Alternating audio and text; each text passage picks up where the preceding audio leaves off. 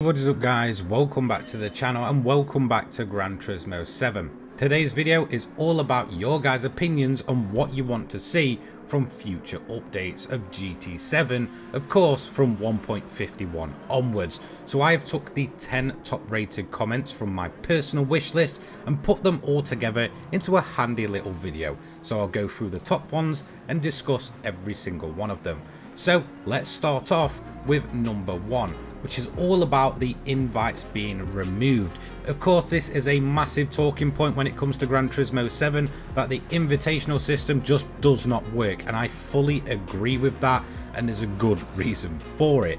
If we look at the invite system, especially post launch and a couple of years down the line, it's a massively stupid system that shouldn't really be in place.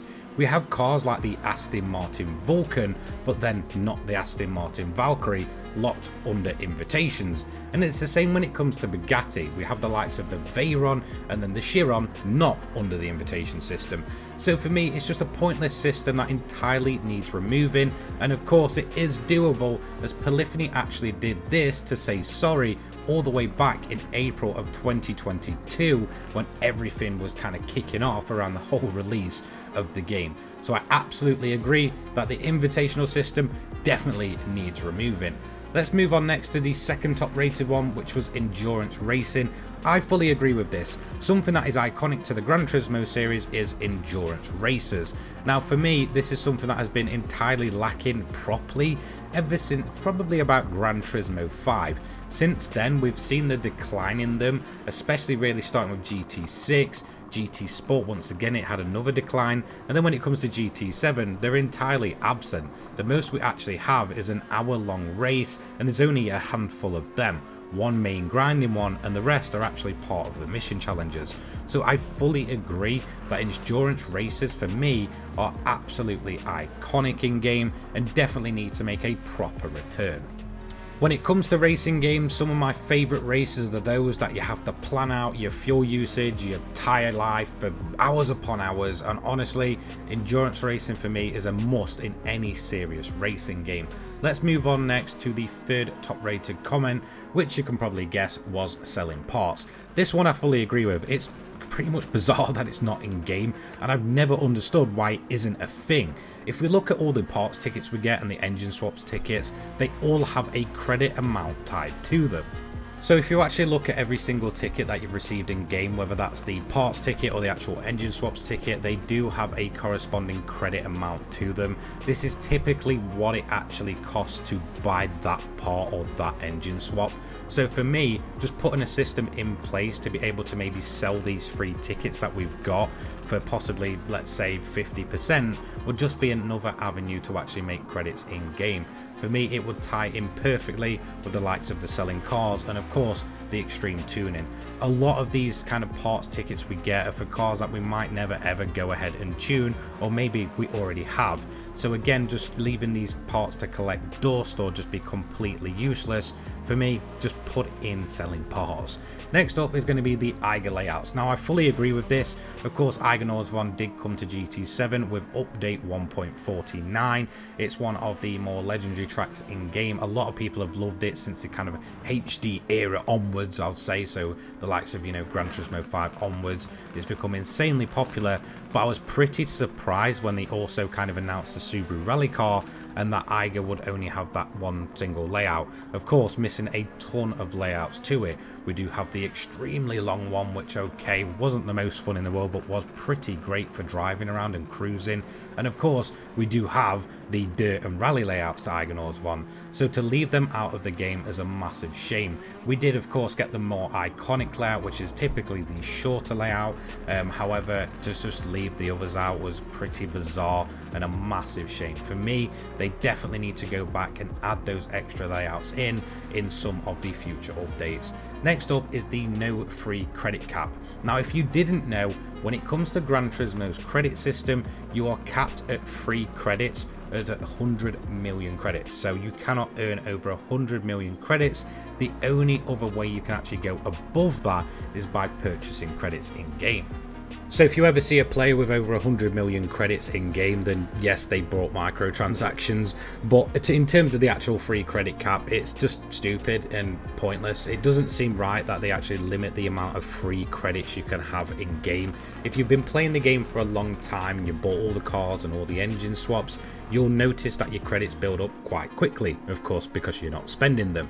So by the time you get to 100 mil, you're pretty much capped there until you spend on random things to actually be able to make more credits again. It's just silly. It should just allow us to keep running the game and keep making credits past 100 million. So again, let's move on to the next point, which is a nitrous refill. Now I fully agree with this. Again, nitrous is in game. Again, we can use it in custom races and all that kind of stuff, or if it's not limited from actual races, you can use them in the menu book or the career mode. However, you will notice that once this is gone, it's pretty much gone. There's no way to refill it. I get if we're talking realism, the nitrous runs out, you're pretty much done until you have to get an entire new bottle and all that kind of stuff, or whatever it is, nitrous injection. But in terms of actual in-game, for me, just refilling the actual bottle itself under a pit stop just makes more sense. Quite often I've ran some, high nitrous races with some insanely powerful cars with, the likes of fuel turned on, tires turned on, basically doing some longer races with it. And there's nothing more frustrating that when you're using your nitrous and it entirely runs out, that is it. Again, you can adjust the percentage to it, but there's still a chance it's going to run out by the end of a longer, more endurance kind of race, especially if you're running the custom ones. Next up is UI tick boxes. I fully agree with this. So the main actual point of this comment was all about the tick boxes to be able to select wide body, non-wide body, and I fully agree. It's insanely frustrating that we don't just have a simple checkbox in some of the menus to actually filter down results better, especially when it comes to wide body and non-wide body cars. It's a very, very simple fix of just putting a tick box there.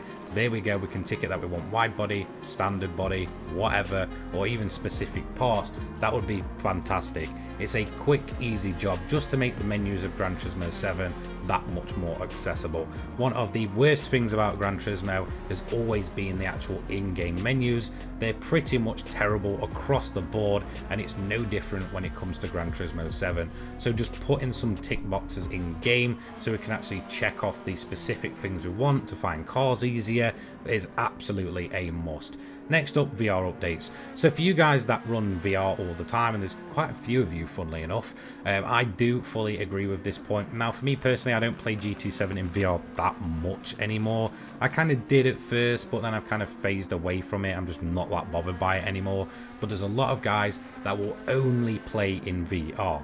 And for you guys that do only play in VR, you will know that you've had zero love from Polyphony. Of course, Polyphony in the Gran Turismo 7 VR update, they made a massive deal about it. Again, they implemented it pretty much day one when the VR released. It's constantly, if not the top rated PSVR 2 game. However, it's had zero actual updates ever since it's been implemented in game.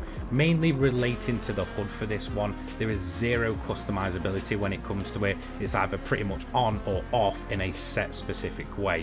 So for me, VR updates are an absolute must, especially for the many of you guys that only play in VR.